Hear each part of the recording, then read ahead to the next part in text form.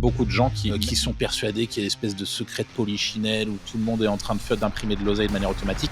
Non, ça n'existe pas. C'est de la poudre de perlimpinpin. Juste, ça emmène les gens dans le mur, littéralement. Le vrai secret de polichinelle, on va dire, c'est les niches. T'as des niches qui font vraiment plus d'argent. Ça, c'est le gros truc. Et évidemment, ça, on n'en parle pas parce que les niches qui font beaucoup d'argent, on n'a aucun intérêt à le dire. Autant laisser un peu le flou dessus. J'attends encore de voir, ne serait-ce qu'en fait, des gens qui lèvent la main et disent oui, moi, j'automatise 100% avec Make et je fais de l'argent avec l'affiliation. Et si oui, combien tu gagnes ? Automatiser pour automatiser, je trouve ça un peu... je trouve pas ça utile. Les gens sont en recherche permanente de raccourcis. Ceux qui font les sous, c'est des gens qui ont une très forte rapidité d'exécution. Ils voient une nouvelle niche qui apparaît, ils font très vite quelque chose, ils vont très vite lancer un site, ils vont très vite lancer une chaîne YouTube. Et c'est pas un espèce de process qui est full auto de A à Z. Ça, c'est très rare, quoi.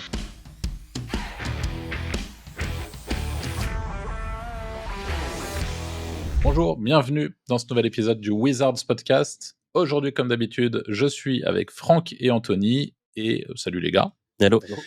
Et dans cet épisode, on va continuer donc à répondre à vos questions. On est sur un format plutôt FAQ. Vous nous avez posé des questions et on va y répondre. Et l'épisode d'aujourd'hui est consacré aux questions que vous nous avez posées sur le sujet de l'affiliation au sens large.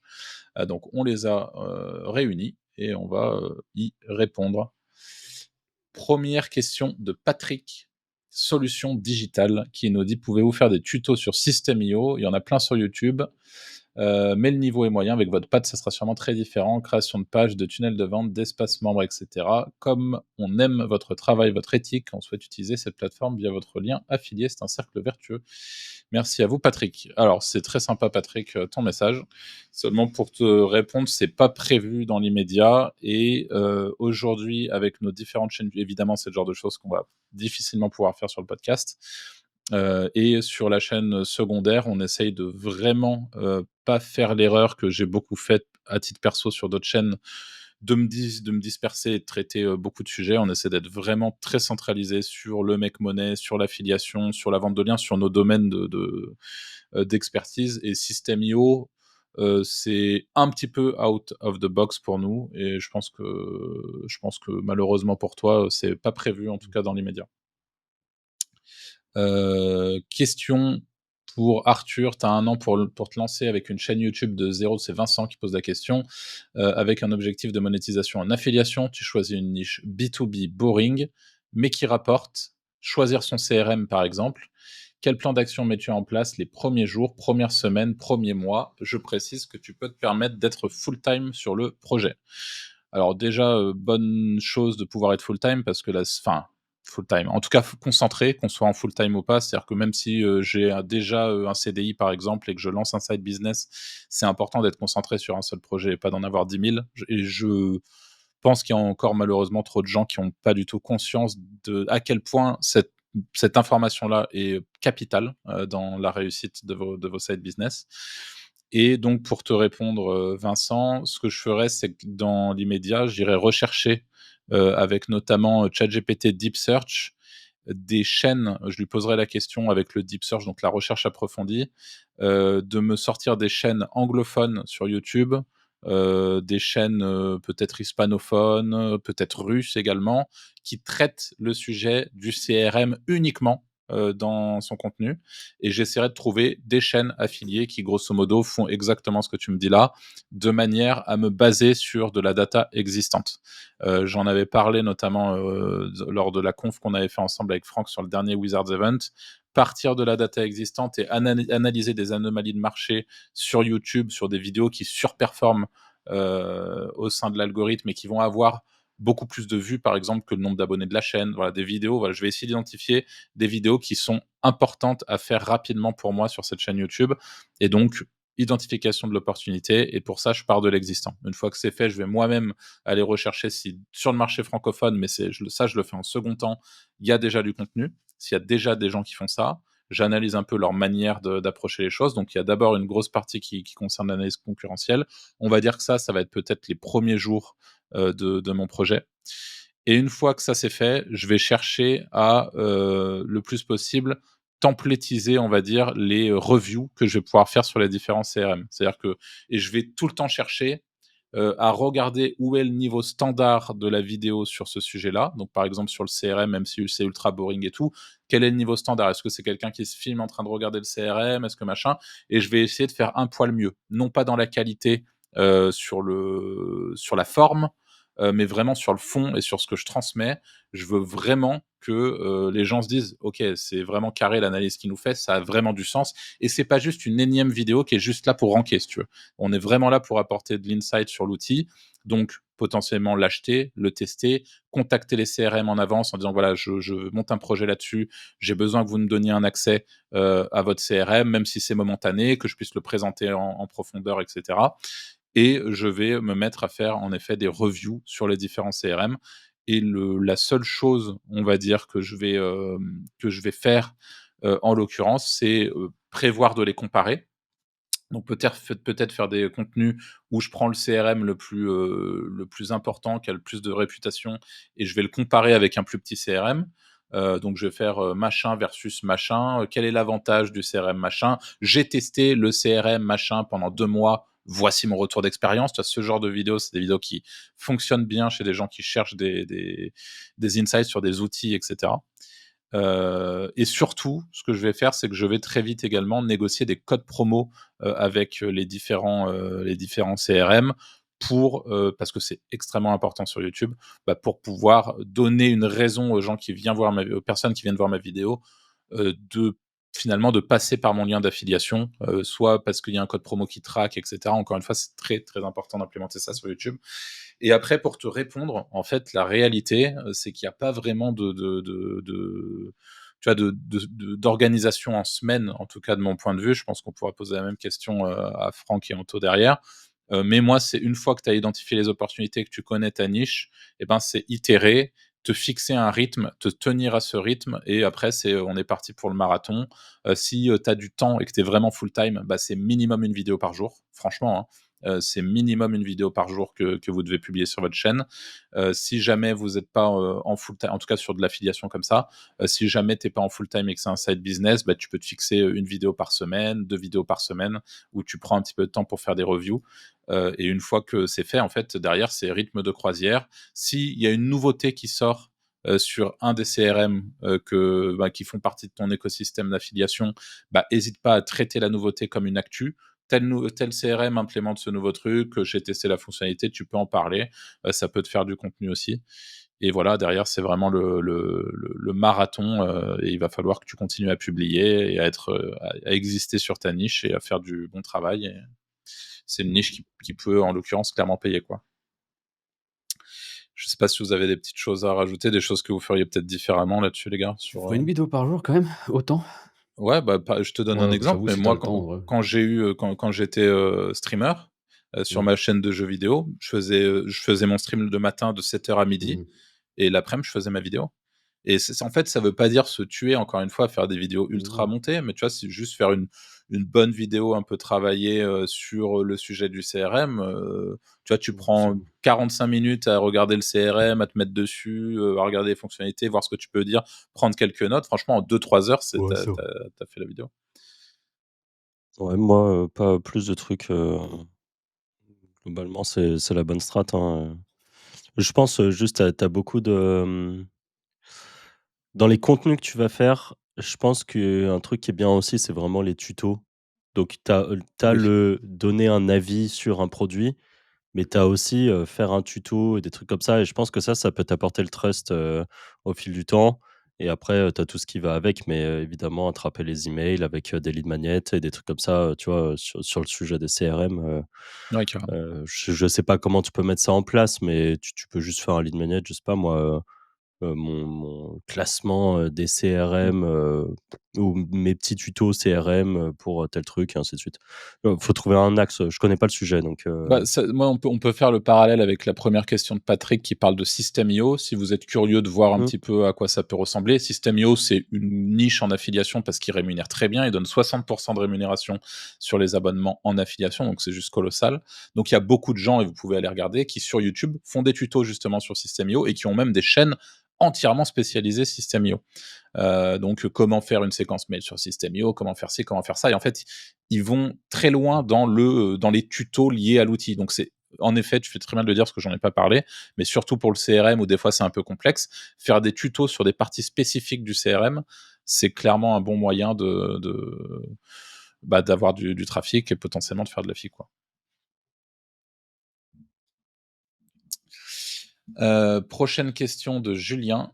Bonjour, encore merci pour toutes vos vidéos très intéressantes. J'utilise Wisewand qui est top. Il me permet de ranker sur des mots-clés nichés, mais malgré ça, je n'ai pas de conversion ou très peu. Que faire quand mon business d'affiliation de produits ne décolle pas? Je suis débutant en affiliation, j'ai monté un site il y a quelques mois. Merci. Vas-y, je réponds. En gros, Wisewand, c'est très bien et c'est cool que déjà merci pour ton retour. C'est cool que que tu te positionnes, que tu aies des mots-clés et tout. Ça, c'est top. Tu as la bonne base avec Wisewand, tu as le trafic. Le problème, c'est que l'affiliation, c'est pas juste avoir des pages qui se positionnent. D'ailleurs, c'est l'erreur que je vois le plus chez des gens qui sont débutants, on va dire, en affiliation. C'est qu'ils sont très contents d'avoir du trafic, ils sont très contents d'avoir des mots-clés positionnés. Ils vont peut-être être sur avis plus le nom d'une marque ou les meilleurs types de produits et ainsi de suite. Mais derrière, ils font un texte, ils mettent peut-être une vidéo YouTube, ils mettent peut-être des images et ainsi de suite. Mais il y a rien qui est vraiment cliquable et qui te motive à aller cliquer sur quelque chose. En gros, la page fait du trafic, mais ce trafic, c'est très bien, il informe les gens et ça s'arrête là. Quand vous avez une page d'affiliation, je sais pas si on le montre dans la formation gratuite sur l'affiliation. Dans tous les cas, en description, vous avez une formation gratuite sur l'affiliation. Donc déjà, si tu l'as pas regardé, regarde-la. Si tu l'as déjà regardé, peut-être regarde-la une deuxième fois. Et après, nous, on a une structure vraiment, pour l'affiliation qu'on monte dans la Wizard Academy, qui est vraiment la page optimisée pour, convertir. Mais dans les grandes lignes, qu'est-ce qu'il faut que tu fasses? C'est que tu aies des boutons qui soient très visibles. Heu, la beauté de ton site, c'est cool, mais si tu as, par exemple, fait des très jolis boutons qui s'intègrent, mais où les gens le voient pas vraiment, tu vois, ils scrollent et ils passent au-dessus un peu en lisant le texte et ainsi de suite. Non, tu vas avoir un bouton qui est peut-être rouge, qui limite pulse, qui peut faire des actions, qui peut faire des trucs. Tout ça, ChatGPT, il te le code en 2 secondes, hein, si jamais, et sur WordPress, du coup, ça s'intègre, avec le bloc, HTML. Donc tu vas lui dire, «Moi, je veux un bouton qui est un peu gros, qui est rouge, qui pulse, qu'on voit bien», donc voilà, tu vas mettre ça et dessus, tu vas pas juste marquer, par exemple, «Découvrir le produit» parce que les gens s'en foutent. Le bouton, tu vas, par exemple, marquer, «Profiter d'une réduction de moins X pour cent». «Oui, je veux, perdre du poids», tu vois? Si tu vends des pilules. Heu, un truc tu regardes et par exemple, je sais pas, là, on est bientôt le Black Friday et ben, peut-être, un bouton, l'offre du Black Friday, 2 points, et voilà. Tes boutons, ils d'ailleurs, au fil de l'année, ils changent. À Noël, tu auras peut-être un bouton, dédié pour ça. Tout le long de l'année, tu auras peut-être un truc un peu bateau, sur, profiter du meilleur prix maintenant. Tu vois? Quel est le meilleur prix maintenant? Est-ce qu'il y a une promo? Est-ce que non, il y en a pas? On s'en fout. Le but, c'est que les gens cliquent dessus. Quand ils ont cliqué, tu as posé ton cookie et s'ils achètent, tu récupères ton argent. Donc tu as ça, ça, c'est sans doute l'élément, numéro un. Il y a des trucs qui sont à pas négliger. Par exemple, tu vas faire une image. Je vais te prendre un exemple parce que moi, c'est ça qui me rapportait beaucoup de sous sur une page. J'avais fait un comparateur de magnésium, enfin de capsules de magnésium à manger, en tant que complément alimentaire. J'en avais comparé plusieurs et j'avais fait un tableau comparateur et ce tableau comparateur, en fait, les gens assez naturellement ont envie de cliquer dessus pour le faire, grossir, et donc c'est un tableau comparateur que j'avais récupéré, chez un, partenaire, qui avait en gros fait des explications, par rapport à ça et du coup, cette image qui renvoyait vers un blog du partenaire, moi j'avais mis un lien affilié dessus, qui renvoyait directement vers le blog, hein, j'avais mis juste mon point d'interrogation, référal, derrière et donc j'avais fait ça et en fait, cette image était vachement cliquée et les gens arrivaient sur le blog du partenaire, lisaient et après allaient acheter du magnésium et moi j'étais commissionné là-dessus. Donc c'est des choses qui sont à pas négliger. T Si vraiment tu es déter, un truc qui marche très bien, c'est de faire, une sorte de mini VSL en haut de ton article. Donc imaginons que tu fais, encore une fois, un comparateur d'un produit. Tu vas faire une vidéo YouTube que tu vas appeler, je sais pas moi, «Les meilleurs, magnésium». Tu vas faire une petite vidéo de 1 ou 2 minutes que tu vas intégrer sur ta page et même à l'oral, tu diras, bah, sous cette vidéo, vous trouverez un bouton qui vous permettra de profiter du meilleur prix sur le meilleur magnésium du moment. Et en fait, les gens vont, et cette vidéo, soit vous la mettez en répertorié sur YouTube, soit non. Et si elle est en non répertorié, on s'en fout. En tout cas, elle sert à la conversion. Les vidéos, ça convertit très, très bien. Donc voilà, c'est plein de choses. En gros, quand tu as du trafic, tu vois, tu utilises Wisewand, tu es positionné, c'est très bien. Maintenant, il faut que tu te renseignes sur ce qui s'appelle la CRO. Donc, c'est, Conversion Rate Optimization. C'est des techniques, en gros, faites pour, augmenter les conversions.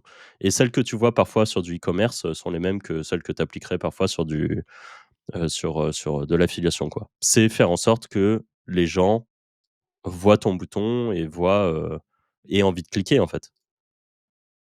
Voilà pour, cette partie. Je sais pas si les gars voulaient rajouter un truc? Ça fait un cours. Ouais, masterclass. Je te coupe 10 secondes à peine. Si tu es éditeur de site ou SEO et que tu penses encore que l'affiliation c'est juste écrire des avis sur les meilleurs lave-vaisselle, tu vas te remercier toi-même d'avoir cliqué sur le lien en description pour choper notre formation gratuite. On a déjà des dizaines d'élèves sur Discord bluffés de pouvoir accéder à un contenu pareil sans payer. Retour au podcast. Rien à rajouter là-dessus. C'était très clair. Je possède un nom de domaine en exactmatch.fr. À l'époque, il faisait référence à une série télé très populaire aux États-Unis et en France. Aujourd'hui, c'est la marque d'un YouTuber dans le fitness et la série télé est terminée. Donc progressivement, l'intention de recherche de la SERP est en train de changer. J'ai songé à utiliser ce nom de domaine pour faire de l'affiliation brûleur de graisse, mais ça me semble beaucoup trop dangereux.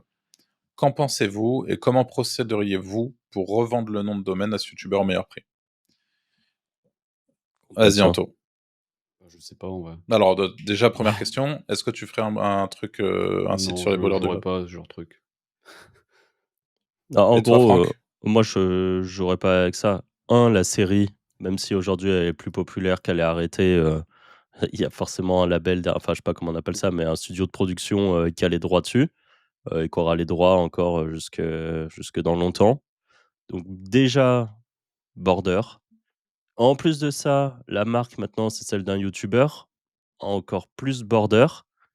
Et enfin tu peux tenter, hein, d'aller essayer de le revendre, mais si c'est un gros youtubeur, et qui veut te faire chier, il va le récupérer gratos, hein. Et moi, c'est le genre de nom de domaine, Mmh. bon, c'est triste, mais en fait, j'en ferai rien. Limite, je le laisserai, retomber, dans l'oubli parce que c'est beaucoup de stress et de gestion de merde, enfin, tu sais, si tu veux te lancer dans un truc de brûleur de graisse, tu lances, mon petit brûleur de graisse.fr et puis voilà, terminé. Pourquoi tu voudrais prendre une marque, d'un truc qui existe déjà, quoi? Bah, parce que lui, son idée, c'était justement de surfer sur la notoriété En plus de ça, du ça youtubeur. rankera jamais. C'est ton truc de brûleur de graisse ne rankera jamais. La SERP du youtubeur, elle sera remplie avec ses infos à lui. Tu auras son Instagram, sa marque, tous ses réseaux. Je veux dire, si tu arrives à passer la deuxième page, c'est un miracle. Ouais, peut-être essaie de le contacter, Guillaume, pour bah, de rentrer en contact avec ce gars-là pour lui dire que tu as le nom de domaine, ou alors fais une page parking sur ton Ouais, site au et juste pire. quand les gens Ouais, en ils mode, arrivent sur le ouais. site, tu dis voilà, le site est en vente, contactez-moi, tu mets un formulaire de contact qui redirige vers. Voilà, tu peux éventuellement faire ça et tu finiras peut-être par être contacté par ce gars-là, ou tu vois, Moi, à je trouve voir. en tout cas que le jeu n'en vaut clairement pas la chandelle, hein. Si je peux donner mon point, je pense que ça Mmh. va être beaucoup de de de temps peut-être investi, dans un Mm. truc qui, pourrait faire des gains qui sont pas énorme, je pense. Peut-être que je me trompe, hein, peut-être que le youtubeur, il est complètement perché et qu'il va lui claquer 50 000 balles pour récupérer le nom de domaine, mais j'y crois pas une seule seconde. Yes. Prochaine question de Caroline. Tiens donc, vous allez apprécier cette question, les gars. Bonjour les Wizards. Que pensez-vous de l'automatisation avec Make pour l'affiliation? Merci à tous les trois. Vas-y, Qui veut Anto, répondre? fonce, automatisation, c'est pour toi. Avec mec, Ça va être le moins virulent, je suis sûr, Anto. C'est possible. quand moi je suis pas fan d'automatiser pour automatiser. Enfin, je suis un automatiseur, mais de plus en plus, je veux pas automatiser des trucs, donc Enfin, automatiser pour automatiser, je trouve ça un peu, Mmh. je trouve pas ça utile, tu vois? Ouais, c'est le piège. En C'est gros, le piège, en fait. c'est vraiment le piège et pour répondre à ta question, Caroline, moi j'attends encore de voir, ne serait-ce qu'en fait des gens qui lèvent la main et disent: «Oui, moi j'automatise 100 avec Make et je fais de l'argent avec l'affiliation» et si oui, combien tu gagnes? Parce que la réalité, c'est qu'il y a sans doute des choses à faire, c'est toujours pareil. Il y a sans doute des je vous dis une bêtise, mais peut-être que quelqu'un a trouvé un moyen d'automatiser son truc qui fait un peu de sous avec Pinterest en full automatique avec Make, peut-être. Mais la réalité, c'est que c'est toujours pareil. Les gens sont en recherche permanente de raccourcis. L'automatisation, c'est magnifique. Ça te met des agents IA de partout. Il y a et je pense notamment à tous les youtubeurs côté anglophone qui font énormément de contenu sur l'automatisation, les agents IA. Ça n'arrête pas. Moi, je suis plugué à des feeds. Je m'en mange toute la journée et chaque vidéo, c'est une nouvelle révolution. Mais tout ça, c'est évidemment pour les clics. Dans la réalité, les gens qui, dans notre entourage aujourd'hui avec les Wizards, impriment de l'oseille avec l'affiliation, il y a personne qui automatise quoi que ce soit, les gars. À part des cas très nichés comme Anto, qui avec Xenoposter fait des trucs de dingue. Et il y en a quelques-uns. Je dis pas que ça n'existe pas, mais dans notre entourage, les gens qui se Ouais, gavent, puis c'est vraiment dans des trucs très, très spécifiques, comme tu dis. Ouais. C'est vraiment, ouais, T'as et peut-être en des fait, cas spécifiques dans le spam dating, par exemple. En gros, pour tout ce qui va être spam, spam de leads, pas de devis, spam. ouais, ou tu ouais. besoin de gérer une volumétrie de page, en fait. Voilà, Toutes ces c'est ça. niches-là, Les trucs où ça tu vaut le coup dois, d'automatiser. où chaque site doit créer en Mm. automatique 10 000 pages, évidemment, tu vas pas les faire à la main. Mais on est dans des Mais cas très spécifiques. tous ceux qui aujourd'hui, je les vois passer, je suis sûr que et c'est passionnant. Je suis le premier à être tombé dans ces pièges-là et c'est vraiment passionnant et je comprends que ça vous intéresse, ça vous stimule, et cetera. Mais tous ceux que je vois passer, j'en ai vu encore récemment sur le Discord des Wizards, qui cherchent à automatiser, à créer de manière complètement automatique un site, à plugger ce site directement, avec l'affiliation, à faire du contenu intéressant et machin et trucs. Je pense que c'est pareil. Il doit y avoir 0,5% de la population des éditeurs de sites qui font de l'affiliation, qui peut-être arrivent à faire quelque chose de manière très churn and burn, c'est-à-dire un site qui monte et qui finit par retomber très vite, mais ça doit marcher pendant quelques temps. Je dis pas que ça n'existe pas encore une fois, mais la réalité, c'est que 99,5% des gens juste prennent des murs en faisant ça. Ça ne sert à rien, vous perdez juste votre temps, juste la solution, et je dis pas ça pour toi, Caroline, qui est sans doute juste curieuse de ce truc-là, mais je sais qu'il y a beaucoup de gens qui, même au sein de la Wizards Academy, je vous vois, qui sont persuadés qu'il y a une espèce de secret de polichinelle où tout Ouais. le monde est en train d'imprimer de l'oseille de manière automatique. Non, non, ça n'existe pas. Et tout ça, c'est de la poudre de perlimpinpin. Ça emmène les gens dans le mur, littéralement. Et on ne cesse de le répéter. Et je pense que, moi, je me commence à me demander, je pense qu'il y a une grosse partie de notre audience sur le Wizards Podcast qui nous prend pas au sérieux et peut-être même doivent se dire, ouais, de toute façon, ils nous mytho pour pas qu'on vienne sur leur plate-bande ou j'en sais rien. Mais moi, j'en suis là, en fait. Quand je vois qu'on prône toute la journée, qu'on est là, les mecs, un, bossez, deux, soyez focus, 3, arrêtez de chercher les raccourcis, faites du Pareto en boucle et c'est ça qui vous amènera à avoir des résultats et des résultats importants. Et tu as encore une partie des gens et une grande partie qui sont en train de chercher le raccourci, qui font des milliards de trucs inutiles. Voilà, bah, c'est un peu triste, mais vraiment, pour moi, c'est un giga piège. L'automatisation avec Make, il y a beaucoup de choses à faire avec l'automatisation. L'automatisation, c'est un super axe de. Enfin, c'est un super focus sur certains trucs pour se simplifier la vie dans son business sur des trucs très spécifiques, mais en aucun cas on peut avoir un business automatisé qui imprime des sous en affi. C'est pas. Ah, Ou en alors fait, c'est très tu rare, peux quoi. optimiser des trucs qui vont être autour de ton projet. La plupart du temps, tu auras un peu ton main project, un peu de cœur, ou tu as peut-être des trucs qui sont automatisés d'ailleurs dessus. C'est pas impossible. Je sais pas ce que ça va être, je sais pas moi, enfin, tu peux avoir des choses et autour de ça, tu vas avoir par exemple un PBN qui est automatisé. Parce que tu t'en as un peu plus rien à foutre, de ce qui va être dessus. Donc, le contenu est automatisé, la génération des images est automatisée. Est-ce qu'elle est vraiment bien ou pas? C'est pas très grave parce qu'elle est juste là pour t'envoyer de la puissance, pour que le PBN, il te serve à, bah, envoyer des liens sur, voilà, ça, c'est des choses qui sont possibles.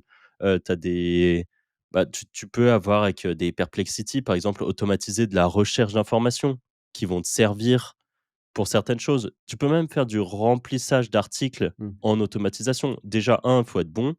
2, en général, c'est pas avec Make que tu fais ça. Tu as des possibilités, mais déjà, pour moi, c'est réservé à certains types de personnes, en général des devs, en général des bons devs et en général des gens qui ont à la fois une vision qui va être, l'automatisation et aussi la monétisation et rien que ça, c'est pas toujours le cas et C'est rare, hein. quand tu parles du secret de Polichinelle, qu'il y a des gens qui pensent que ça imprime en automatique, le vrai secret de Polichinelle, c'est qu'en réalité, c'est le vrai secret de Polichinelle, on va dire, c'est les niches. Tu as des niches qui font vraiment plus d'argent, tu as des niches qui font moins d'argent et ça, c'est le gros truc et évidemment, ça, on n'en parle pas parce que les niches qui font beaucoup d'argent, on n'a aucun intérêt à le dire. Personne n'a d'intérêt à vraiment le dire. Autant laisser, un peu le flou, dessus. Même si nous, on en a déjà donné, hein, des très grosses niches, qu'on dit comme ça, dans les podcasts parce qu'on les cite, sans trop faire gaffe ou qu'importe. Il y a plein de niches où on a nos potes qui sont dessus, il y a plein de niches où nous, on est dessus, donc forcément, on dit pas, forcément, tout ça. Le premier secret, c'est ça la plupart du temps et le deuxième, et c'est pas un secret parce que ça, on le dit, c'est que en général, ceux qui font les sous, c'est des gens qui ont une, très forte rapidité d'exécution. Ils voient une nouvelle niche qui apparaisse, ils font très vite quelque chose. Ils vont très vite lancer un site, ils vont très vite lancer une chaîne YouTube, ils vont très vite lancer peut-être deux, trois autres, dès qu'ils voient, hop, qu'il y a un petit potentiel qui part, boum, ça commence à monter, 2-3 sites un peu moins qualitatifs. Il y en aura un très quali, 2 qui seront un peu moyens, qui vont profiter des mots-clés du premier site pour savoir en gros, quoi faire.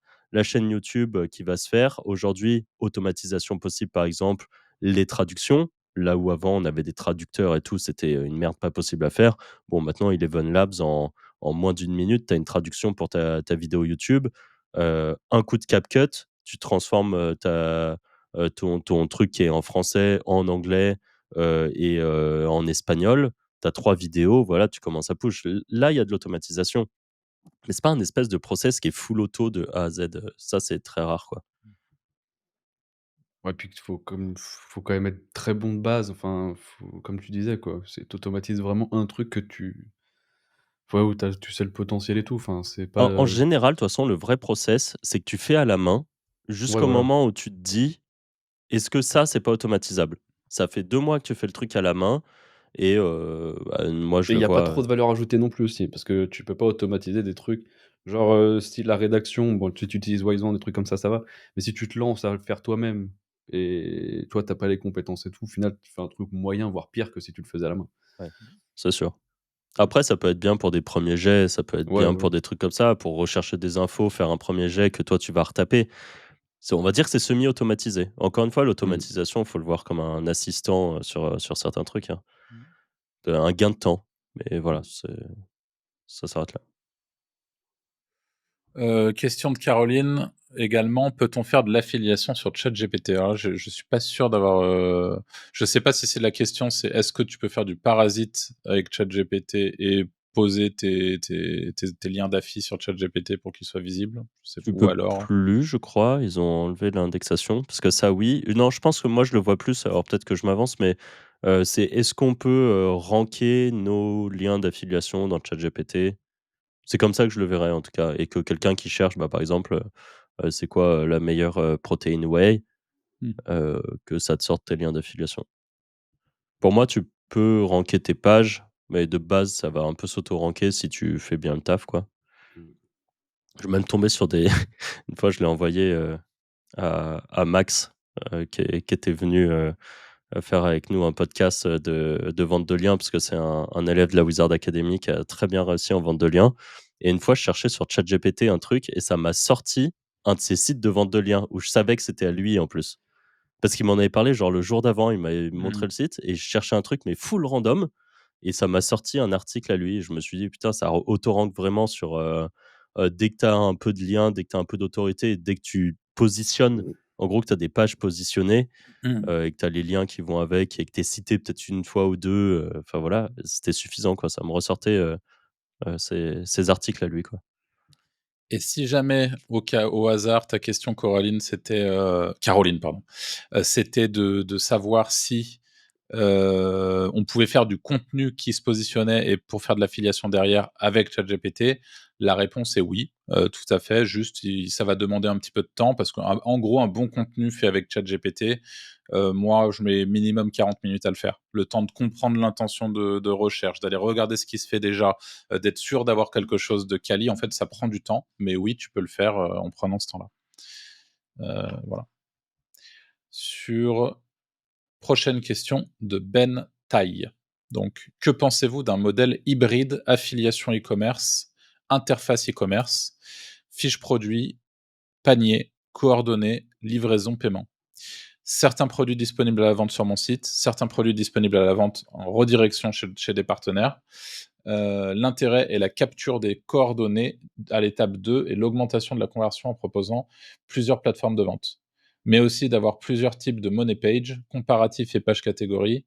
Enfin, c'est de monter en puissance en commençant avec beaucoup d'affiliations, puis en construisant ma marge en basculant certains produits en e-commerce. Je précise qu'on parle de produits physiques grand public hors niche border.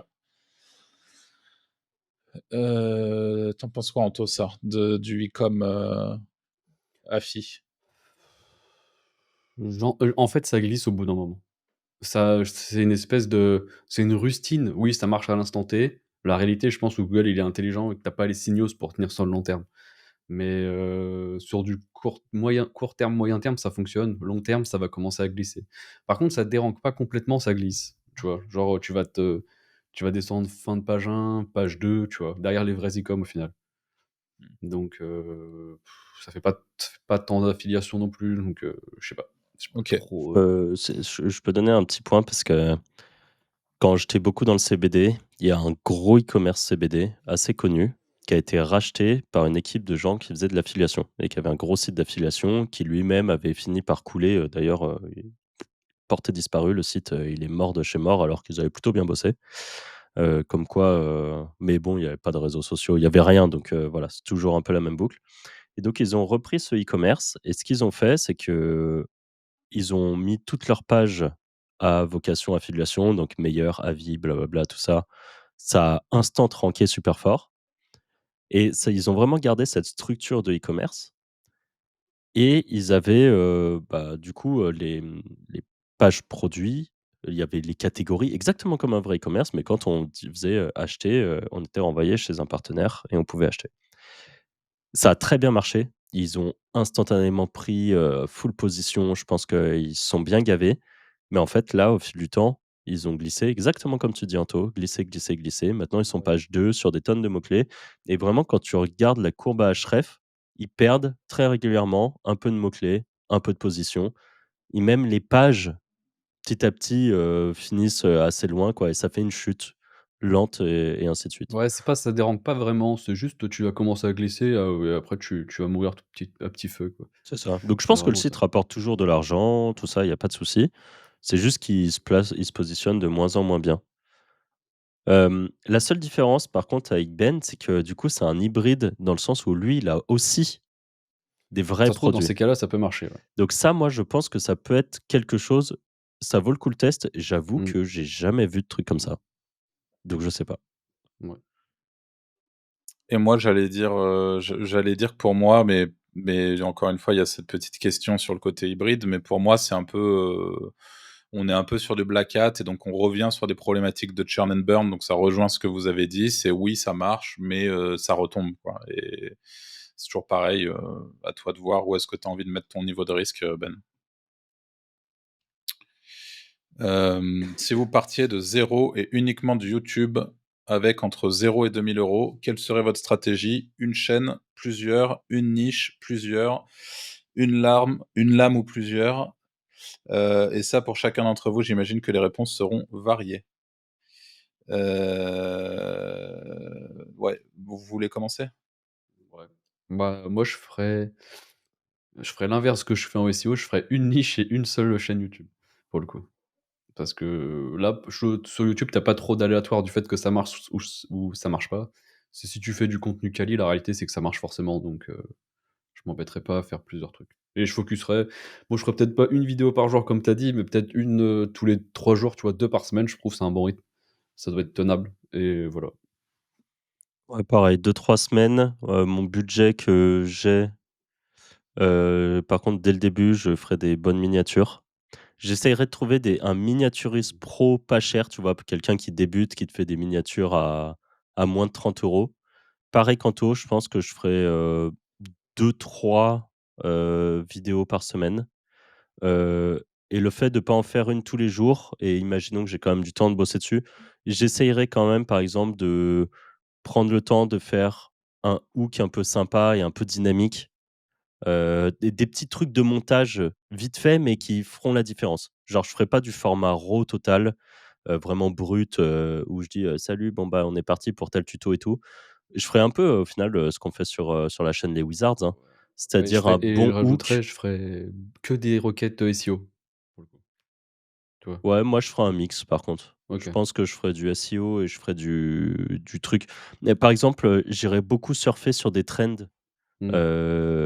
Par exemple, imaginons que là, aujourd'hui, Google sort, une info sur l'IA intégrée dans les résultats de recherche de Google ou un truc comme ça.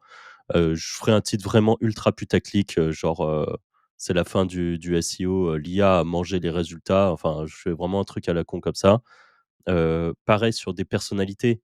Je sais pas, il y a quelqu'un qui va, j'irai faire un peu des vidéos de temps en temps, un peu pour aller chercher un peu plus large, et me faire connaître et je sais pas, je vais faire une vidéo pareil avec un bon hook, un truc qui accroche bien, quitte à mettre un peu plus de budget, un peu plus de temps sur ce type de vidéo, avec, je sais pas, par exemple, imaginons qu'il y a une marque qui fait faillite. Et je vais profiter de ça pour faire un truc un peu putaclic en disant, «Telle marque a fait faillite parce qu'ils ont, négligé leur SEO», tu vois? C'est c'est des exemples un peu à la con. Les gens vont se dire, «Comment ça, ça n'a rien à voir et tout?» et je vais expliquer point par point. Je fais pas un truc où ça n'a complètement rien à voir. Je vais essayer de trouver en quoi leur SEO était mal géré, et encore une fois, il faut que ça soit vrai. Mais je dirais que s'ils avaient bien géré leur SEO, peut-être qu'ils auraient eu les rentrées d'argent suffisants pour pouvoir, survivre, et peut-être même, avoir une croissance, intéressante. Parce que le SEO est toujours ultra intéressant. Plein de boîtes qui vivent, majoritairement de ça, donc voilà. Je pense que je prendrai un peu ce genre d'angle et un peu des tutos, un peu un mix de tout ça, quoi. OK. Tu Et ferais moi, quoi? une chaîne, une niche aussi. Je vais pas forcément refaire toute la stratégie que j'ai déjà faite sur la deuxième question. Mais ouais, en tout cas, vraiment, un focus et j'en profite pour rajouter ici que très vite, je ferai en sorte d'implémenter un lead magnet parce qu'on le rappelle, le mail, c'est le nerf de la guerre. Quoi que vous vendiez derrière, que ça soit de la formation, de l'infoproduit, de la prestation, peu importe, vous avez envie de capturer du mail et pour tous ceux que ça pourra aider à visualiser, sur une audience nichée, j'insiste là-dessus, vraiment sur une audience nichée, la «norme» entre guillemets, enfin un espèce d'indicateur qui est plutôt très correct, d'après mon expérience, c'est un mail égale 1 € par mois, récolté. Donc c'est-à-dire que si vous avez une liste de 5 000 emails, vous êtes censé être capable, de tirer 5 000 € de votre liste email mensuellement, en termes de rémunération. Donc ça peut être par différents, biais. Et il faut savoir qu'aujourd'hui, par exemple, avec les Wizards, on est bien au-delà de ça. C'est-à-dire qu'un email chez nous, c'est bien plus d'1 €. Parce qu'on a une audience peut-être qui est un peu plus make money, parce que derrière, on a des produits qui sont plus ou moins chers, parce qu'on a un véritable écosystème, etc. Mais c'est pour vous dire que c'est pas nécessairement un chiffre à la hausse, quoi. Mais si vous avez une audience nichée, vous êtes censé tirer de ça. Donc ça veut dire que si votre motivation première au sein de votre chaîne YouTube, c'est de récolter de l'email sur une thématique bien spécifique. Vous êtes, en fait, c'est un bel indicateur de où vous en êtes de votre progression, du potentiel financier de ce que vous pouvez faire, quoi. Voilà. Mais grosso modo, plus ou moins les mêmes avis que vous. J'ai déjà fait un plan sur la deuxième question, sur la stratégie. Les 2 000 €, j'estime ne pas en avoir trop besoin. C'est toujours pareil, franchement, on n'a pas besoin de sous pour faire ce qu'on fait, donc Ouais, Soit du dit en moment que tu un passant d'ailleurs, téléphone. pendant que j'y pense, sur, Canva avec Canva Pro, aujourd'hui vous avez des templates de miniatures YouTube qui sont vraiment cool. Tout le monde utilise les mêmes là avec, le fond rouge, le truc, heu, alors qu'il y en a plein, mais genre plein, plein, plein. Et il y a des trucs qui sont ultra méta, hein. Il y a vraiment des trucs qui sont cool et tu peux vraiment faire des miniatures, sympas, tape à l'œil, aujourd'hui avec Canva Pro. Donc ça sera moins bien. C'est bien que tu amènes ce sujet. Mais vas-y, je expliquerai après pourquoi. Non, j'allais juste dire, ça sera pas aussi bien que, les trucs avec les jeux de lumière de fou que font les miniaturistes et tout ça. Mais pour, quelqu'un qui partirait avec un budget serré, Canva Pro permet clairement de faire des miniatures et partez sur des templates. N'essayez pas de créer votre propre miniature, vous allez faire un truc éclaté. Vous prenez des templates, vous avec Canva Pro, vous pouvez prendre une photo en selfie de vous, la enhance pour, la rendre plus lumineuse, mieux et tout ça. Détourage automatique, ça vous découpe tout nickel, et vous remplacez, le personnage qui est dans le template.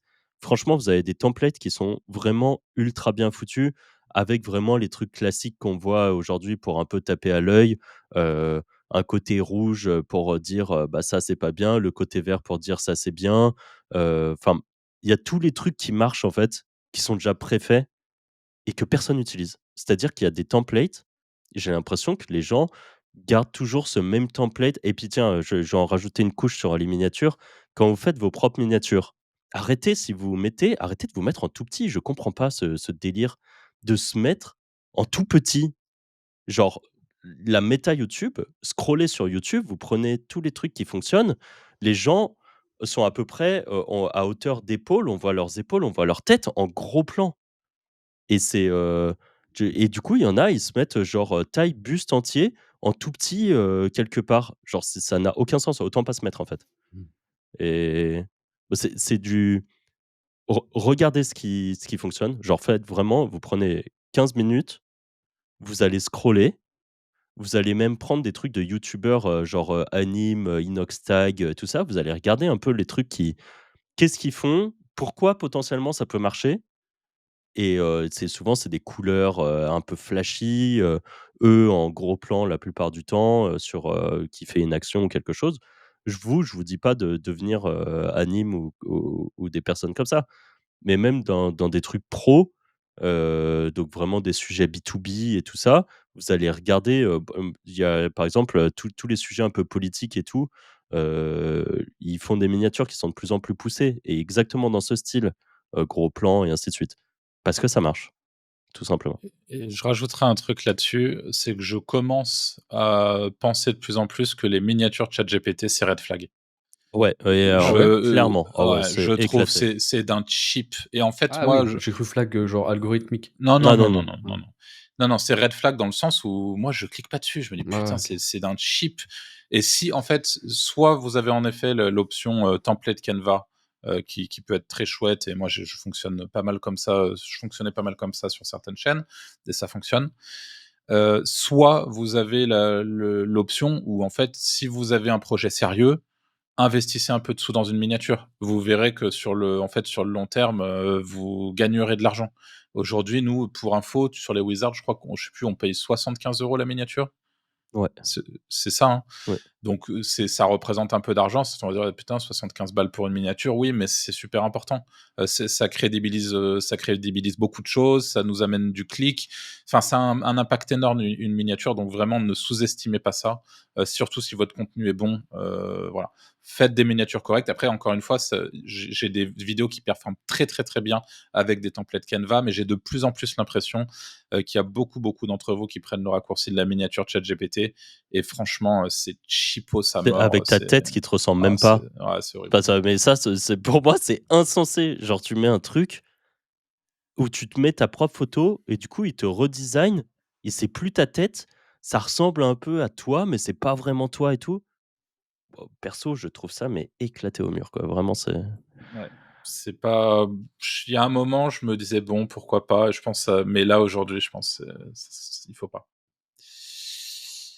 Il faut pas. Est-ce que les plateformes d'affiliation généralistes comme Awin ou TradeDoubler, valent encore le coup ou mieux vaut viser les programmes directs de marque? Question de Léo. Heu, les garçons, Awin, vous aimez bien? Mmh. En vrai, c'était nul tous ces trucs, mais genre, par exemple, si tu veux faire de ouais, j'allais dire, genre, si tu veux faire de l'affi sur, les batteries EcoFlow, tu vois? Bah, ils sont sur ces programmes-là. Non, Ouais. t'es un peu obligé selon les T'as pas marques le en fait. choix. Sur les grosses marques, ils sont sur ces trucs-là. Pour moi, Donc, si tu peux t'en sortir de ces oui, voilà, c'est plateformes, super c'est bien. mieux. Genre, Mais si malheureusement, tu t'as peux pas le faire choix un parfois. deal en direct, qu'importe. Et fuyez ce genre de plateforme si vous pouvez. Mais si vous avez pas le choix, bon bah voilà, vous avez pas le choix, tant mieux. Mais si vous pouvez avoir soit des deals en direct, c'est dans tous les cas, la plupart du temps, avec le deal en direct, vous coupez l'intermédiaire, vous aurez des meilleurs deals, hein, Mmh. c'est comme ça.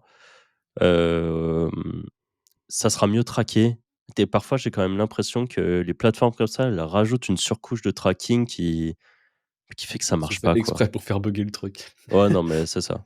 Non, franchement, ça peut être bien pour débuter, ça peut être bien si vous avez pas le choix. Il y a plein de situations dans lesquelles ça peut être correct, mais dès que vous avez l'occasion, partez de ça. Yes.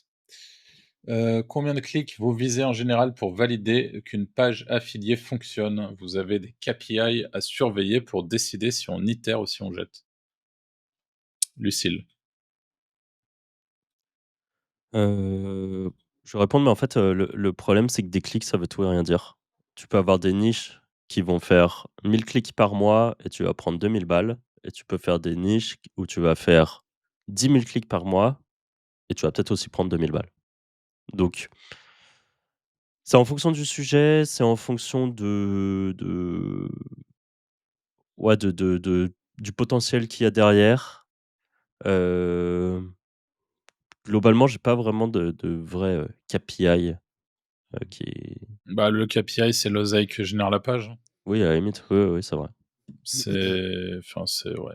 Après, on est peut-être un peu trop des bourrins pour ça, ouais, on fonctionne pas trop avec ce genre de trucs en général. Ouais.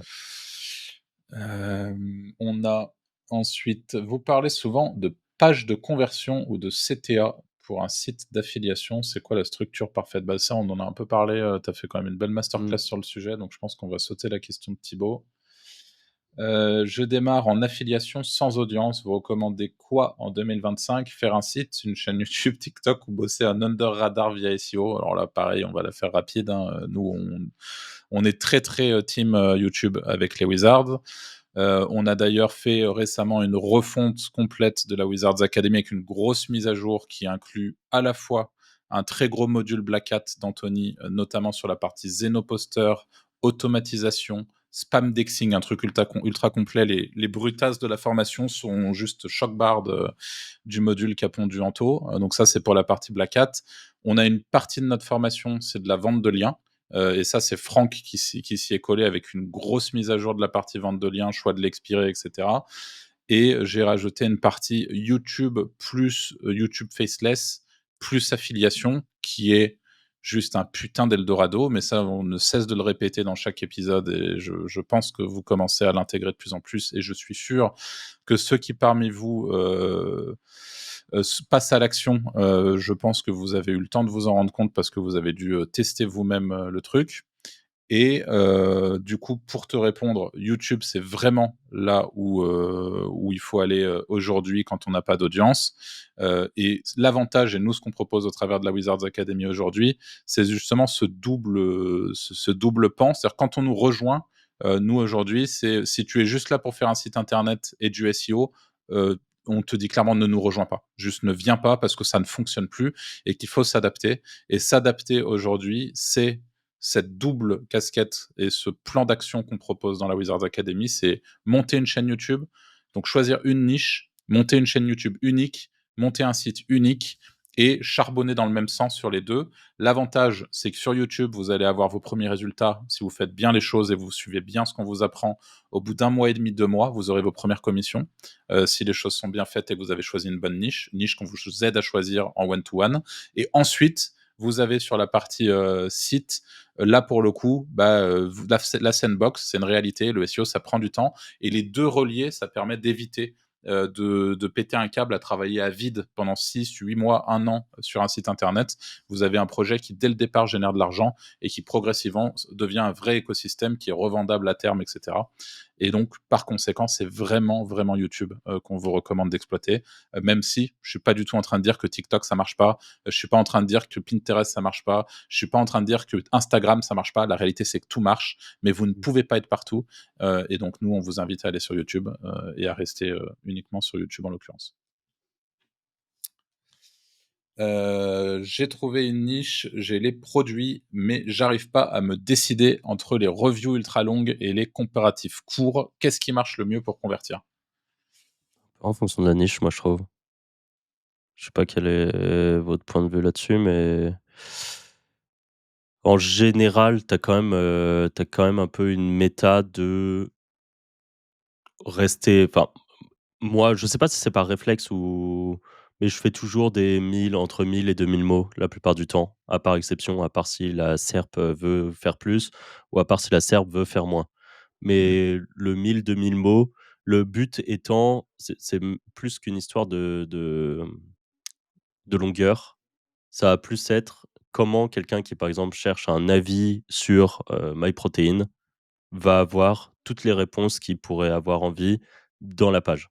Donc ça va être, je sais pas moi, tu vas tester le support client, tu vas tester, tu vas parler des produits, tu vas peut-être parler de, bah, je sais pas moi, MyProtein, avant c'était, des bons produits parce qu'ils étaient, ils avaient lancé, leur truc, puis après ils ont été rachetés et tu vois ce genre d'infos, ils ont été rachetés par, une autre boîte qui faisait aussi des produits, mais qui était réputée pour faire des produits de moins bonne qualité.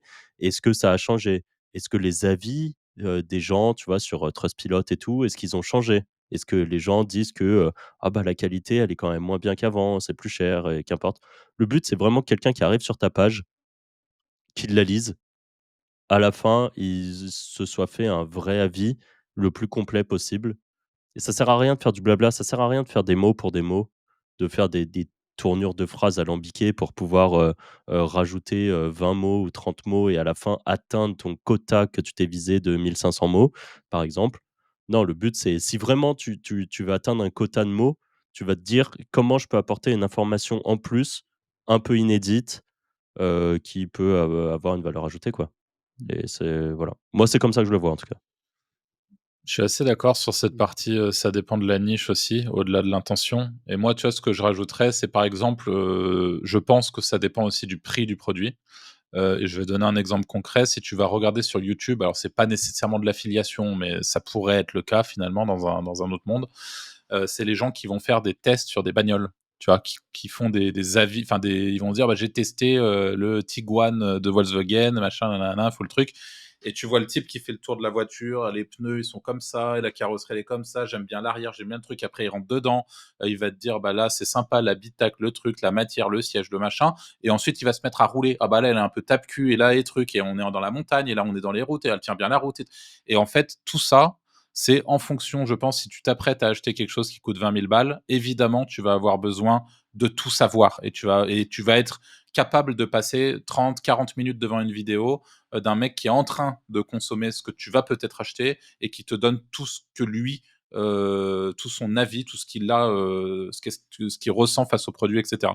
Je pense que quand tu t'apprêtes à acheter un matelas à 2 500 balles, matelas qui est une grosse thématique en affiliation, bon, bah, c'est pareil, tu as plutôt, envie d'avoir, une review qui est complète avec les matériaux, avec le machin, avec pourquoi est-ce que ce matelas il coûte ça et pourquoi est-ce qu'il vaut le coup? Et en fait, ça va dépendre là où, quand tu, je sais pas moi, quand tu as un produit qui est moins cher et qui demande moins de réflexion, bon, bah, peut-être que ça demande aussi et là, encore une fois, je suis plus dans une optique YouTube, mais c'est sur une page, moi, pour le coup, je pense que je me baserais beaucoup sur la SERP aussi, en effet. Non, toi? Ouais, je suis assez d'accord avec vous, hein, mais ouais, moi je serais plus partisan de faire des trucs de moins en moins longs, d'être le plus concis possible et rajouter de la vidéo dans la page. Parce que les gens lisent de moins en moins donc et pareil, je pense que Google, tu plus besoin de mettre des tartinades pour qu'ils comprennent vraiment, le truc. Du moment que Vidéo tu ou image, mais image avec un intérêt. ouais, voilà. Je sais pas, par exemple, tu on reprend MyProtein, tu veux parler de, je sais pas, de la provenance du lait qu'ils utilisent pour la whey. Tu peux faire un screenshot de leur page, avec, une flèche rouge qui montre Je sais pas moi, ça vient d'Autriche, tu vois? Enfin, je dis un truc, random. Comme ça, les gens lisent, ont la preuve grâce à l'image et continuent et ils peuvent tout le temps scroller, avoir tout le temps un peu des trucs d'image. Encore une fois, on l'a dit plein de fois, hein, mais vous venez de le dire notamment pour la vidéo, mais les gens n'arrivent plus à s'accrocher, en fait. Mmh. Donc il faut rajouter des médias, hem, par exemple, TikTok s'intègre très bien, moi, je trouve, sur les WordPress et tout. J'ai eu plein de pages avec, des intégrations TikTok qui fonctionnent bien. Heu, Si tu as un influenceur, sur ton sujet qui a fait une petite vidéo d'1 minute pour parler de la provenance de la whey, vous pouvez intégrer ce TikTok, et que les gens vont pouvoir regarder depuis votre page, par exemple.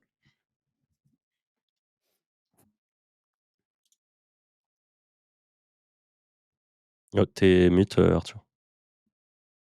Pour une chaîne YouTube en affiliation, vous bosseriez la fiche produit directement en description ou vous redirigez vers un site tunnel. Quel est le meilleur modèle? Alors, on redirige forcément Mathilde vers une landing page, vers un site. On fait jamais la fiche produit directement dans la description. Et le meilleur modèle, le meilleur, mais surtout qu'on en a pas mal parlé sur le Discord des Wizards. Là, il y a eu pas mal de questions en public. On vous invite d'ailleurs à rejoindre le Discord. Il se trouve en description enfin en description, peu importe où vous regardez le podcast d'ailleurs. Et grosso modo, la norme, et ce qui se fait beaucoup, et on vous recommande de faire ça, c'est de mettre en place des liens de redirection. Idéalement avec vos propres domaines pour intégrer votre branding par exemple. Donc si j'ai une chaîne YouTube qui s'appelle Les Avis d'Arthur et un site internet qui s'appelle lesavisdarthur.com.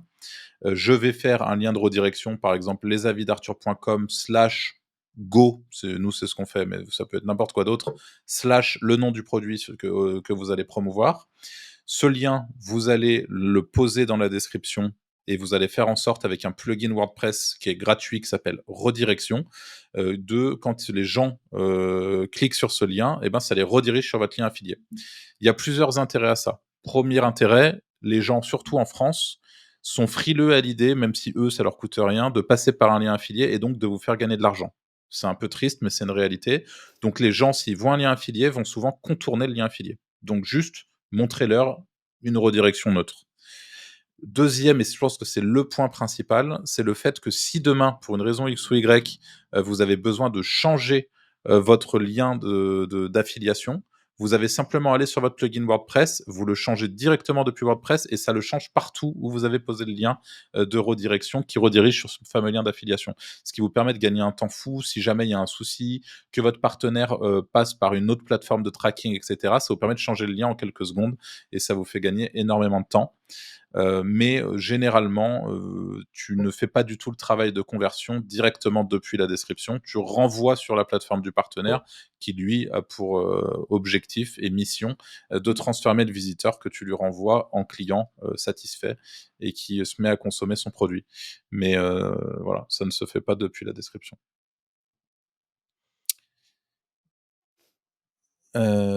Prochaine question, est-ce qu'on peut réussir en affiliation YouTube sans montrer sa tête? Je suis chaud pour produire, mais pas à l'aise en facecam.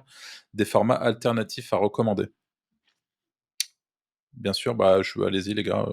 Ouais, bah, du coup, bah, c'est Jérôme qui pose la question et du coup, Jérôme, oui, aujourd'hui, tu pas besoin de montrer ta tête. Je pense que montrer sa tête peut être un petit plus dans certaines situations. On va pas se le ça peut apporter une certaine confiance et ainsi de suite. Mais il y a plein de gens qui ne montrent pas leur tête et qui font, des 20-30 000, voire plus, en général plutôt en vendant des produits. Mais alors, par contre, si tu montes pas ta tête, en général, c'est quand même bien de mettre ta voix, je trouve. Ouais. Ça humanise le côté, enfin, c'est les gens vont se dire: «OK, c'est quand même une vraie personne derrière». Si tu commences à mettre une vieille voix Eleven Labs dégueulasse, qui parle, enfin, c'est bon, c'est pas incroyable. Mais par contre, ouais, pas besoin de montrer sa tête, et tu fais les mêmes formats vidéo que un peu ce que je disais tout à l'heure, par exemple, des avis, des tutos, des trucs comme ça, sauf qu'au lieu de mettre ta tête, bah, tu pas besoin, quoi. Donc, voilà. Anto, je sais Ouais. pas si ou Arthur, Bon, moi je Mmh. rajouterais juste par rapport à ce que tu as dit sur les voix IA, la norme et ce qu'on voit beaucoup sur les chaînes faceless à proprement parler qui bossent avec des voix IA, notamment côté anglophone, c'est que les chaînes sont les vidéos sont ultra montées, mais ultra montées. Elles sont très très dynamiques pour compenser la voix IA. Et ça fonctionne très fort, il y a pas de problème, mais parce que le contenu de la vidéo est extrêmement pointu, très monté, et cetera. Donc c'est beaucoup plus casse-couille globalement, de faire une vidéo avec une voix IA. Vous avez une méthode alternative si vraiment vous ne voulez pas, montrer votre voix, mettre votre voix, c'est d'utiliser la fonctionnalité d'Eleven Labs, et on vous mettra un lien Eleven Labs si vous voulez passer par notre lien affilié en description, qui consiste à faire du speech to speech, et donc à parler, renvoyer le MP3 de votre voix qui parle et qui dit un truc spécifique sur Eleven Labs, et Eleven Labs transforme avec une voix IA. Si jamais vous voulez un exemple de ça, sur la chaîne YouTube ABA Arthur Villecourt, ABA espace Arthur Villecourt, la dernière vidéo sur Kling AI, c'est exactement ce que j'ai fait. C'est ma voix transformée avec une voix de fille, et le résultat est quand même plutôt cool. Et là, pour le coup, ça vous demande pas nécessairement de surmonter le truc, mais quoi qu'il arrive, je rejoins complètement Franck. Le plus possible, utilisez vos voix, et au grand minimum, faites du speech to speech, mais n'utilisez pas directement du script to speech, du text to speech. Franchement, c'est un peu naze. Voilà. Et ouais, en tout cas, complètement d'accord. Le faceless, c'est très bien. Ça marche très très bien aussi. Et ensuite, on a quel matériel minimum recommandez-vous pour lancer une chaîne YouTube affiliation qui fait pro, son, lumière, montage? Alors, du coup, ça veut dire que pour le coup, tu vas te montrer. Pour le son, c'est ta priorité, pour le micro. La version haut de gamme, mais plug and play, c'est le micro qu'on a avec Franck, c'est un Shure MV7. C'est je pense, le top du micro USB aujourd'hui, qui fait le taf, qui est très bien. Si vraiment tu veux avoir la Rolls-Royce de la Rolls-Royce, c'est le Shure, un très bon micro, c'est peut-être pas le meilleur, mais c'est très, très bon micro, c'est celui qu'a Anthony. Ouais, Et mais là, ça pour sert à le rien. coup, ça sert pas à grand chose, mais ton son est très bon, hein. C'est le Shure SMB7, M7SMB. Ouais. Et là, pour le coup, il te faut une carte audio. Enfin, c'est un budget supplémentaire. Mais bon, si t'es un peu Ça existait pointilleux, pas à l'époque, l'USB? Non. Ouais. C'est quand toi tu l'as acheté, je crois que c'était pas encore Ah ouais? Ok. il me semble Ouais, pas. c'est pas si vieux que ça, le USB. Ok. Voilà, et ensuite, donc ça c'est pour la partie son haut de gamme. Sur les micros d'entrée de gamme, mais très correct, celui que tu as testé, Anto, Ouais, je comment il l'avais s'appelait? Le Birdie, Oui, Bird 1, UM1, Birdie, UM1. UM1. UM1, ouais. Ça franchement, pour 40 balles, Voilà, incroyable. Bird UM1, c'est pas mal du tout. Et voilà, inutile de vous en donner d'autres en réalité. Et Si, il y a pas de ensuite, petite alternative sympa, je pense, les Elgato là, que tu accroches ah oui, en USB. Elgato Wave 3? Celui Heu, qu'avait c Franck avant? non, c'est pas le gâteau, je me dis des conneries. Le DJI, ceux que tu accroches là. DJI, Ah, oui, ceux que tu OK. tu Ouais, t'accroches parce qu'ils en en ont fait ouais. un petit, je crois, à 50 ou 60 € et je pense que c'est assez bien, ouais. Surtout OK. si tu fais du YouTube, tu peux faire Ouais. ordi et extérieur en même temps. Je crois que c'est ce qu'avait Olivier Clovis sur notre podcast avec lui d'ailleurs, de souvenir. C'est Il avait possible, ouais. un petit micro comme ça. Ensuite, au niveau de la lumière, alors moi j'ai des Keylight Elgato, mais la réalité c'est que Elgato, vous vous faites allumer sur le prix, vous payez vraiment la marque. Après, je suis très content de mes Keylight, c'est juste que je crois que c'est 200 balles unité si je dis pas de conneries, donc j'en ai 2. Voilà, ça fait vite un budget. Je sais pas si vous avez d'autres lampes, vous, pour. J'ai les Elgato mais en light, elles sont moins Ouais, chères. moi aussi. Ouais, J'ai Franck aussi aussi. les lights. Voilà. Mais il existe des alternatives sans doute moins Ouais. chères si vous avez besoin de moins cher. Mais en tout cas, si vous voulez avoir une caméra correcte, en vrai, les lights, c'est important. Pour la caméra, du coup, la base des bases, surtout si vous voulez juste vous filmer en bas à droite de l'écran quand vous présentez quelque chose, c'est largement suffisant. C'est la Logitech C920, qui est un peu la caméra de base, quoi, mais qui fait le taf. Et si vous voulez mieux, il y a celle de Franck qui est en milieu, enfin quand même bonne qualité. C'est quoi? Haut de C'est gamme. Razer. Ouais, c'est une Razer Kiyo Pro. Mais il y a la Razer Razer Kiyo Kiyo, Pro. mais après, en vrai de vrai, hein, on a tous des smartphones qui filment Ouais, très Ouais, bien. Vous prenez votre c'est vrai. téléphone, vous le mettez sur un trépied, vous prenez une application il y en a des tonnes. Il y en a une qui doit s'appeler genre Webcam Android, il y a pareil sur Apple. Ça transforme votre téléphone en caméra, vous le reliez, terminé, hein. Vous avez une super qualité, mais genre vraiment super qualité, parce que les téléphones sont vraiment Maintenant, même un téléphone à 100 balles, il a une bonne caméra, en fait. Mmh. Donc voilà, ça permet à petit budget d'avoir quelque chose qui est top. Et pour le montage, l'option gratuite et qui est très bien, c'est CapCut. Mmh. DaVinci Voilà. Alors Resolve aussi, qui est oui, bien, en je suis gratos. d'accord, ouais, ouais.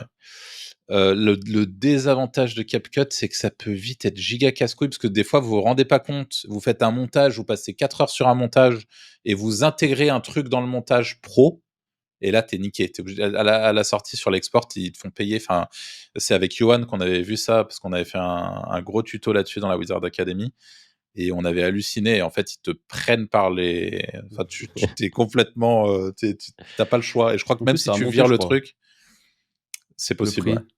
Avant, c'était 10 €, il me semble, maintenant c'est 30. Je suis pas sûr, Ouais, mais il me c'est semble. possible. Ouais, c'est bien monté le prix de CapCut, ouais. Mais en vrai, l'alternative à la fois pro et très très cool, c'est DaVinci Resolve, qui est gratuit pour le coup et vraiment très très très chouette. Pas trop compliqué à prendre en main?